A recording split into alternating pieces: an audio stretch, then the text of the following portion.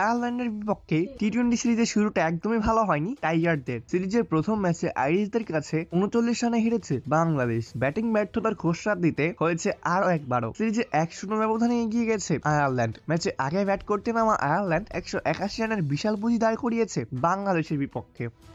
দলের হয়ে 50 হাঁকান Harry tractor. 45 বলে 69 রানের হারনামানা ইনিংস খেলেন ট্যাক্টর।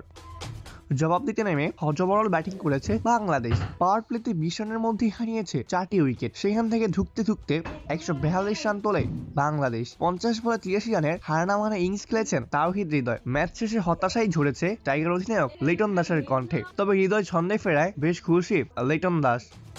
পুরস্কার বিতরণী অনুষ্ঠানে লিটন বলেছেন, আমার মনে হয় বোলাররা ভালোই করেছে। ফিজ অর্থাৎ মুস্তাফিজুর রহমান বিশেষ করে। আমরা জানি সে কিভাবে বল করে। আরো ভালো বল করতে পারলে 20-25 রান কমে তাদের আটকাতে পারতাম। চট্টগ্রামের উইকেট ব্যাটিং সহায়ক, আমরা সবাই তা জানি। শুরুতেই উইকেট হারিয়ে ফেললে নিচের দিকের ব্যাটারদের খেলা খুব কঠিন হয়ে যায়। বিশেষ করে পাওয়ার প্লেতে 4 উইকেট হারিয়েছি আমরা।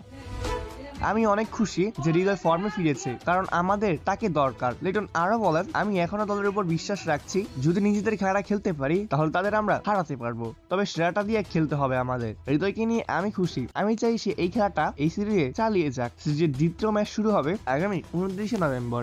অপূর্ব দাস, প্লেবাস নিউজ।